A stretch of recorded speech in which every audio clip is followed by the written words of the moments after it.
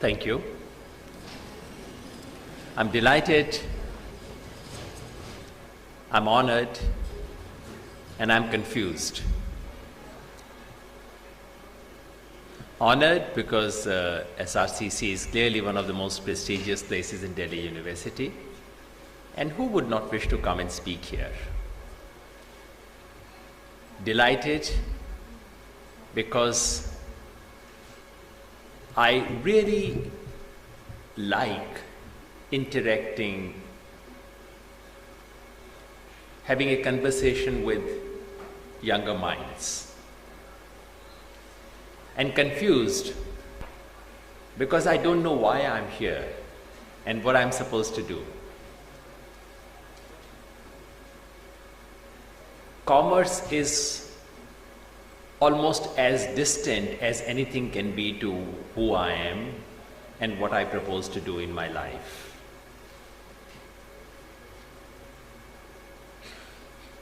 As I was sharing with one of your teachers a little while ago,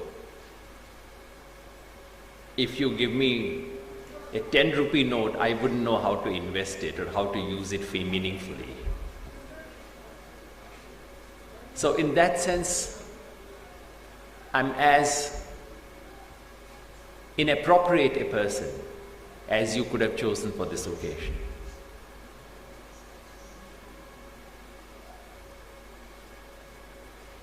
But sometimes, I guess it's helpful to have an outside perspective. Sometimes, it's helpful to see the world in a way so very different from the way in which you are accustomed to looking at the world. Sometimes, it's useful to step outside the prison of normal reality. I said the prison. You see, what we assume to be normal, what we assume to be the way things are, that normal is actually not so normal. It's created for us for a specific situation. And it's always helpful to see things from outside that normality.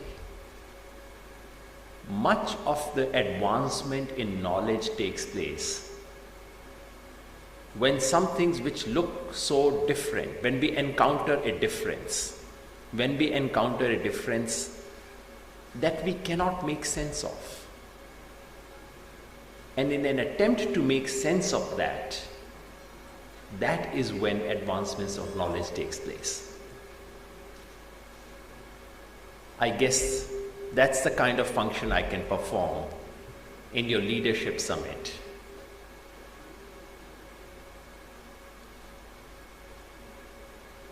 Sometimes leadership can mean people who happen to be called leaders.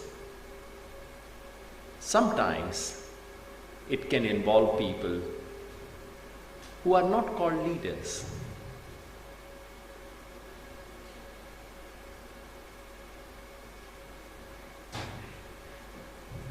I would like to begin interacting with you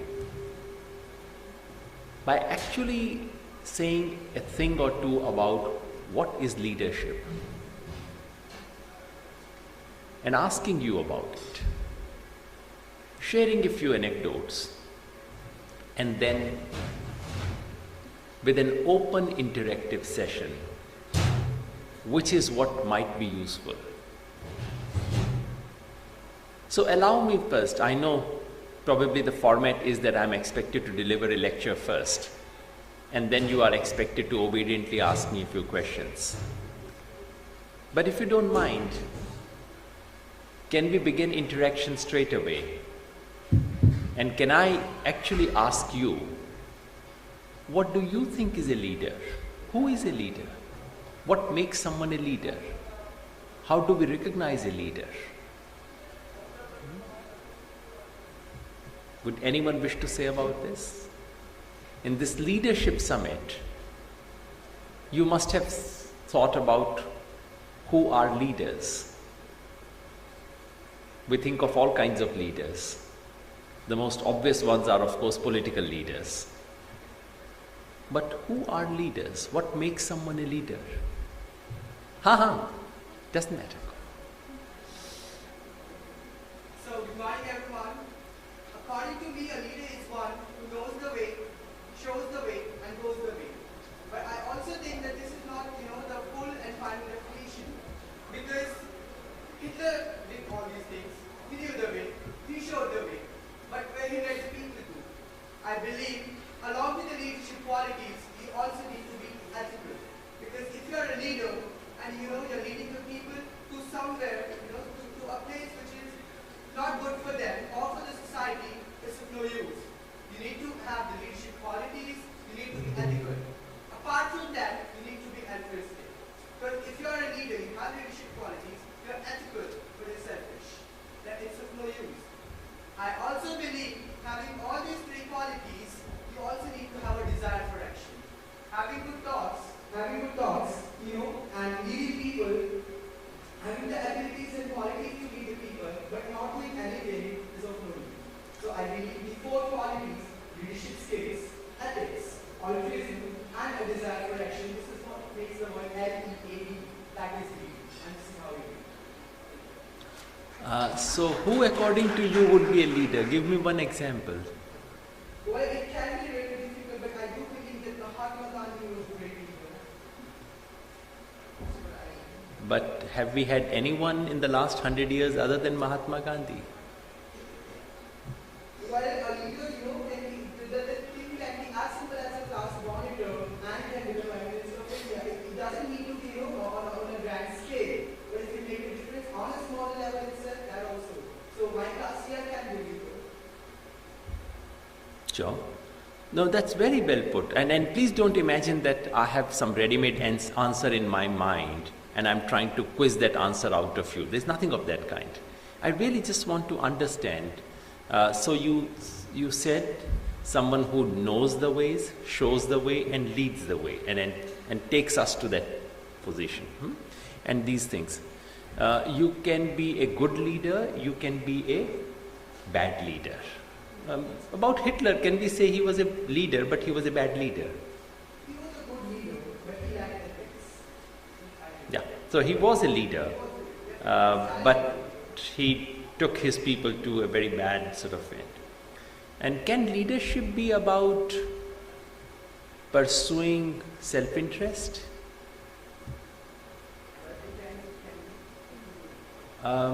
When we say someone created this huge empire, very, very large empire, someone owns these many billions of dollars, does that make someone a leader?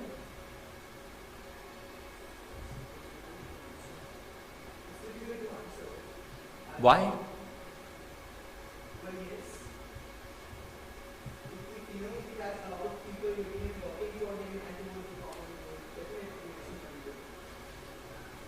Yeah. The only reason I was just quizzing you is not to interrogate or anything. It's just that I think we come with some ready-made package of definitions, which are very nicely worded and so on. They are very nice to speak to in a gathering. But when operationally we use some other definitions in our mind. That's why it's good to be able to use definitions which we actually have in our mind, which we actually operate with. Would someone else wish to supplement, change, disagree? They are behind you. Sorry, if there's any hand I'm missing, please raise it high. Yeah. So as you rightly put it up, according to me, a leader is someone who can bring out the best in people, who can stimulate the behavior of his fellow team members, and can divert them towards a unified goal. If the goal is not clear, if in a leader's mind, a goal has to be crystal clear, and if it's not, that person cannot be called a leader. He has to feel the pulse of of each and every member who is he leading to. And the acts that he conducts, it has to be conducted in a very transparent manner, and any kind of self-interest or vested interest cannot be in the minds of the leader. This is what I believe. These days I hear a word called business leaders. So are both of you saying business leaders are not leaders? No, sir. Leader can be in any domain. Like they can be political leaders, as you put it up. They can be business leaders. Sir, for a leader, in which domain is he working? That entirely depends upon the goal he's pursuing. Like for a business leader, the goal that he's pursuing might be different from a person who's working as a political leader. What would be the goal? I mean, you're studying in SRCC, so I assume that you would wish to do something in the field of commerce and business. What would you like to be? What kind of a leader would you like to be? So firstly, I'm not in SRCC. Okay. Where are you from? Sir, from Shani Sundar for other business studies. That's right. Okay, good. So, for me, I wish to be a leader who can make people comfortable in his leadership. Because I don't want any kind of people who can say that there might be 10 people who can say that I'm a good leader, but there might be 2 in my team who can say that I'm not. And that is like a defeat for me, not a victory of my leadership. So I want to be a leader. Not everyone can idealize it. I want to be a leader where each and every people under my leadership feel comfortable and they feel a sense of trust in the activities that I am pursuing, in the goals that I am desiring. I wish to be a leader of that sort. I do not want a very huge team working under my leadership. I just want a group of 5 to 10 committed and hardworking individuals who can work with me, and together we can achieve everything. Yeah, but you also said, and your friend also said, that you need certain kinds of goals. That there is a small group which trusts in the leader, and the leader does something. But your friend said it also you're not all kind of goals can be things that make you leaders. You can be the head of not you, but anyone can be head of smuggler's den, where all the smugglers around him really trust him.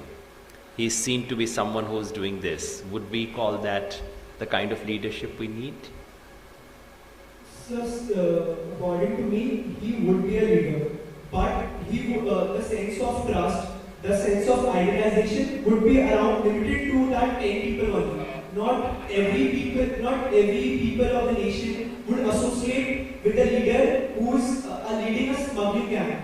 So a leader is one who is pursuing something that is not contradicting the holistic goal of the nation. That is supplementing the holistic goal of the nation.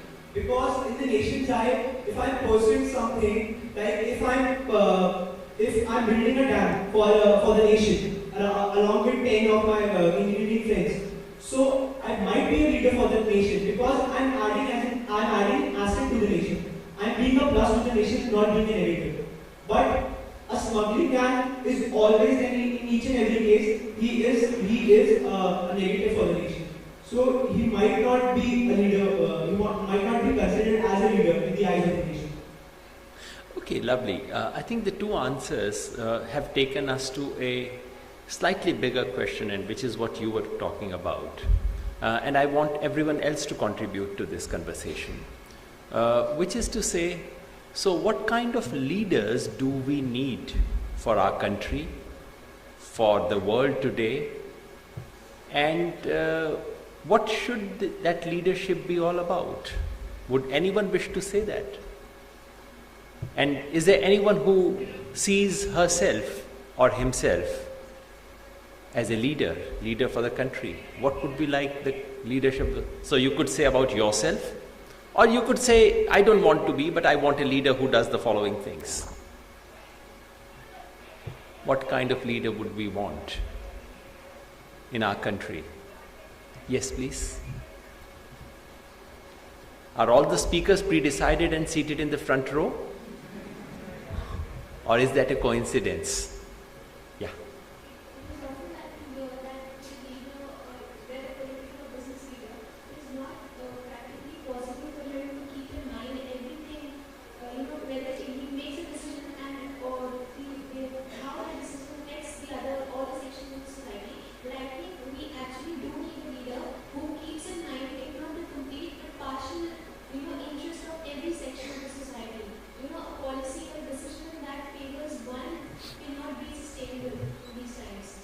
So, for example, what would be a decision which favors only one section of society, which is not the kind of leadership we want?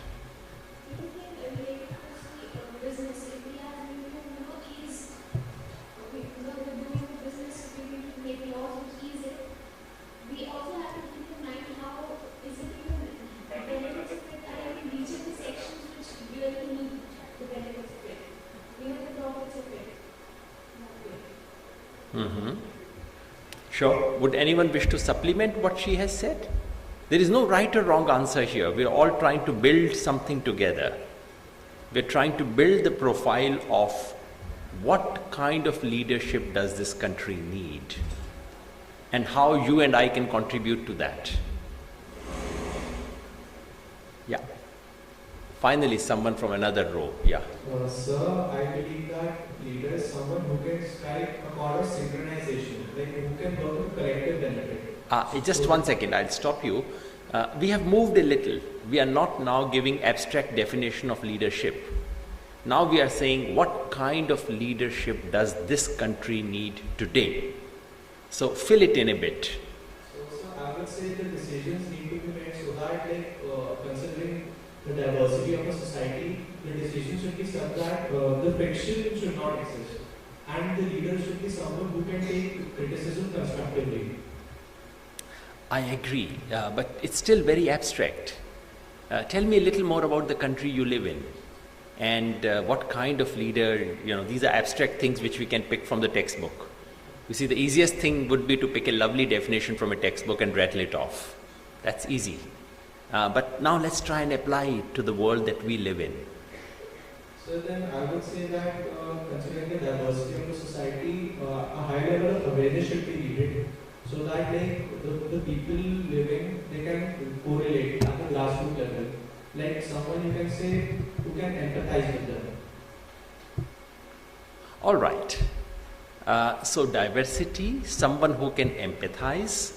And by empathy, we mean diversity and empathy, we mean that we don't confine things only to people like us. We think of people very different from us and try and understand their universe. Is that a fair way? Yes, sir. Thank you. Okay, can I read something out to you? You must have seen that I opened a newspaper and you must have thought, what is this man doing? Sitting on the stage and reading a newspaper. That's not what I was doing. I was trying to locate something in the newspaper. This is in the Indian Express today. There is a small letter which the newspaper has printed. It's on the op-ed page. It's a letter written by a student yesterday. May have been written the day before yesterday. This student was from Central University of Hyderabad. His name is Rohit Chakravarti Vemula. I'll read bits from this letter and we'll try and think what is it that he's trying to communicate. He says, I will not be around when you read this letter. Don't get angry with me. I know some of you truly cared for me, loved me, and treated me very well. I have no complaints with anyone. It was always with myself that I had problems. I feel a growing gap between my soul and my body. And I have become a monster. I always wanted to be a writer of science, like Carl Sagan. At last, this is the only letter I'm going to write. You probably can guess. This is the suicide note of the student. from Central University, Hyderabad. He committed suicide day before yesterday.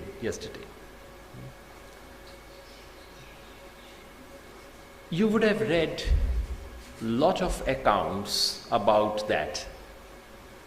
If any of you got the time before you rushed in for this conference to take a look at the headlines, there are many newspaper headlines about this boy today.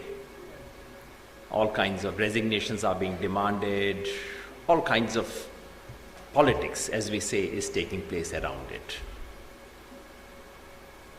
The letter does not see anything of that kind at all. The letter does not blame anyone. The letter does not, it's not. What struck me about the letter is that the letter is so serene. It's a letter, it's beautifully written, if you can say this about a suicide note.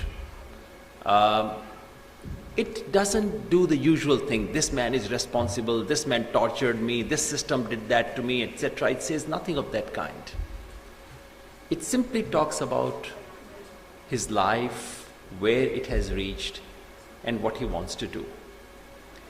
As you probably know, this boy was expelled from his university, not expelled, suspended from the university. His scholarship was stopped. He had no means of survival. He felt excluded. I will not get into the politics part of it.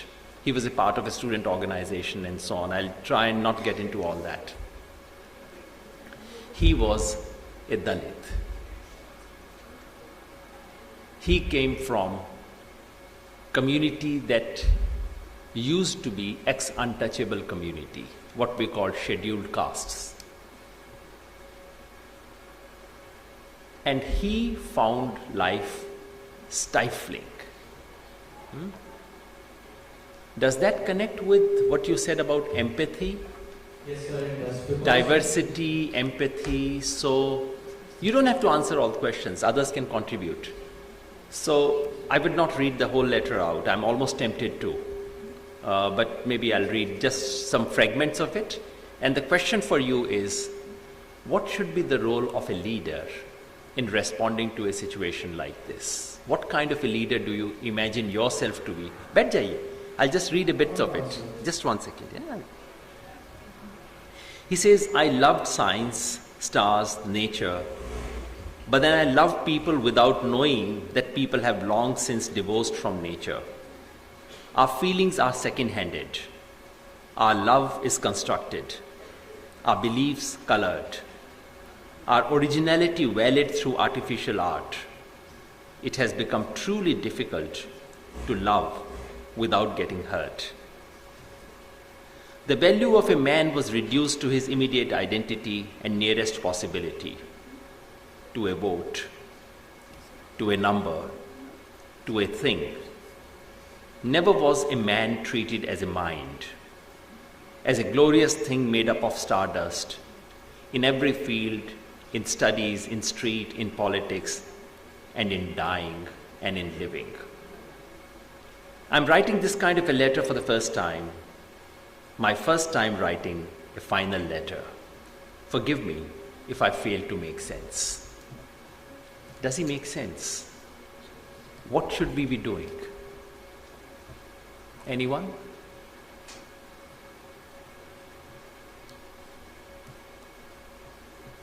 Yeah, please.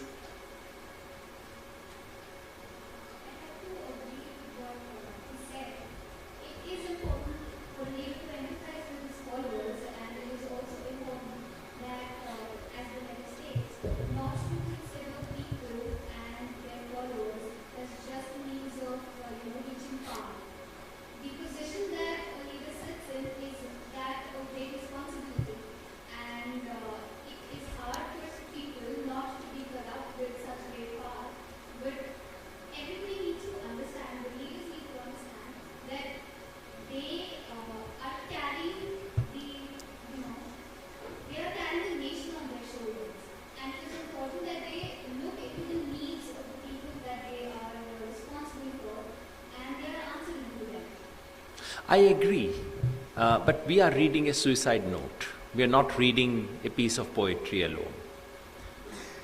what should we be doing in this situation? He is saying something. You know, when someone is writing a suicide note, they're trying to say something to us. What is it? How would, we heard some nice things about leaders and what leaders ought to be. So what should a leader do? What would you like to know about this person and conditions that made him commit suicide? And what would a leader wish to do about? Would you want to ensure that things like this do not happen again? How?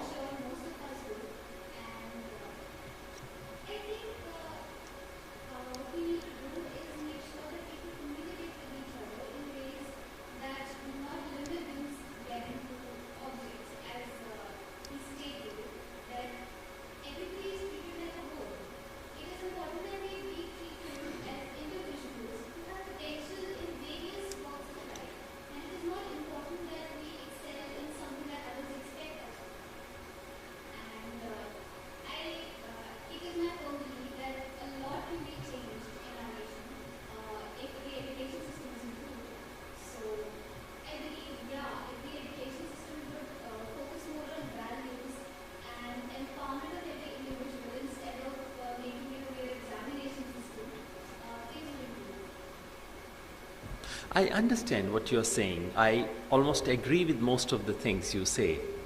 But I'm unclear how it connects to what this boy is saying here. Maybe I'm failing to understand that. Maybe someone else would wish to enlighten me. I would just read again bits of it. He says, if you, who is reading this letter, can do anything for me, I have to get 7 months of my fellowship, rupees 1,75,000. Please see to it that my family is paid that. I have to give some 40,000 rupees to Ramji. He never asked for it back, but please pay that to him from that. And he says, for one last time, let me say, Jai Bhim. Does something connect? Yeah. Sure, there's a hand there. Yeah, sorry. And then here. Yeah. Okay. The mic goes there.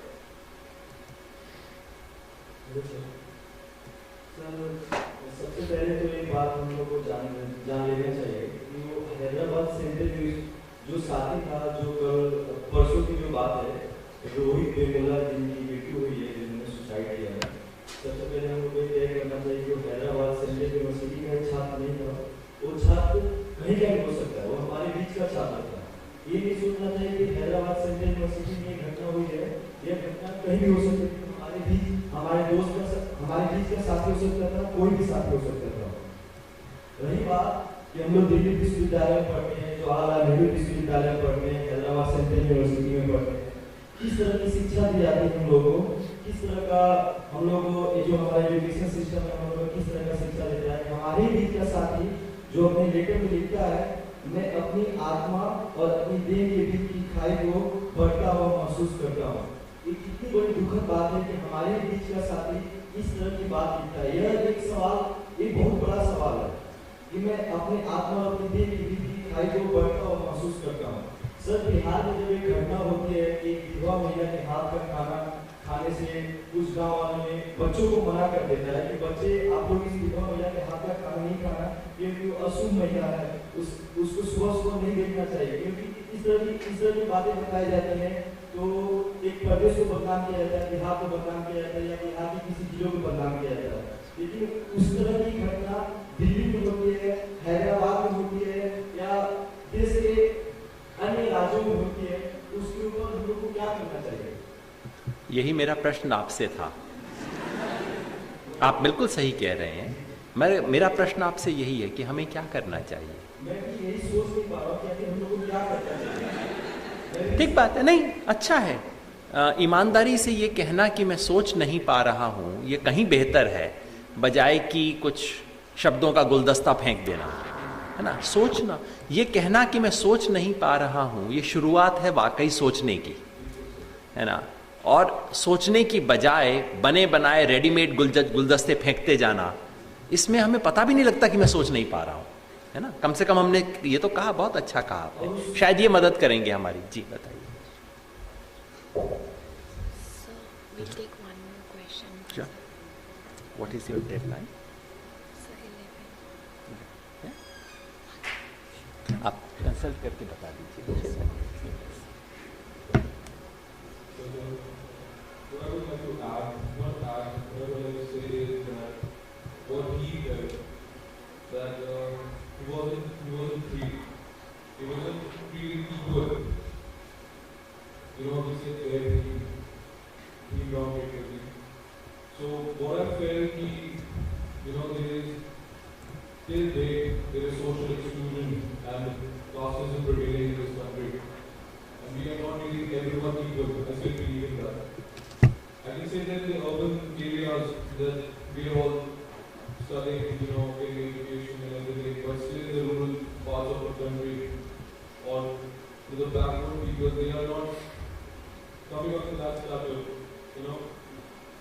And I feel really sad about this, that someone is saying that I am superior, or that person is inferior, and we are not able to be everyone equal. And somehow in his poetry, in his society, what he wanted to convey that I'm not feeling free, that I'm not able to do things as people say that I am superior, but he felt inferior.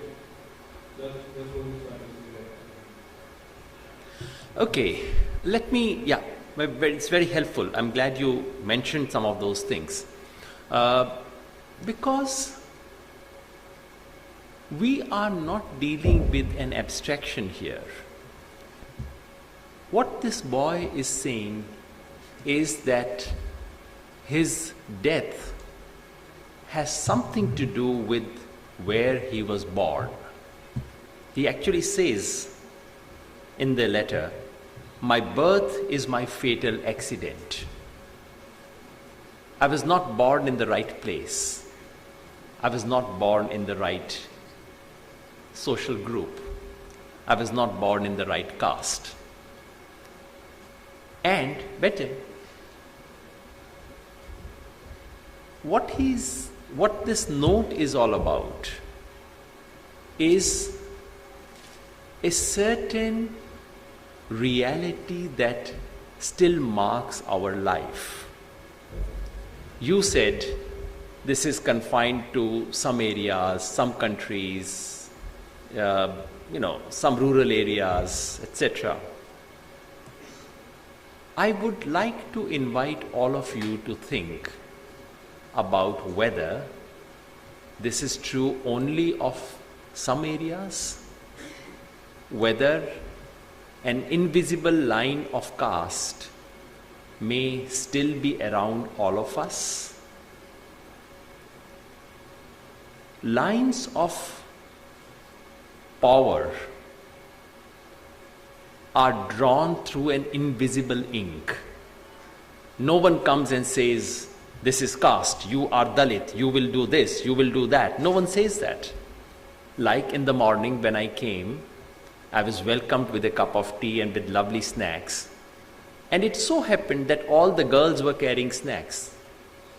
No one said, it's girls' duty, girls should do this. But it is written somewhere through an invisible ink that this is what girls are supposed to do, that is what boys are supposed to do.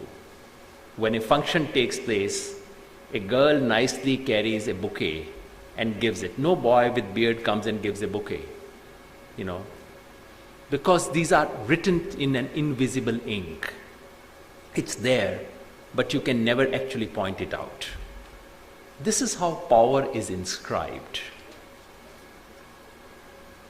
This is what he's doing in his letter, is to bring that invisible ink to our light. In a flash, this letter brings something which is there all around us, but he makes it visible.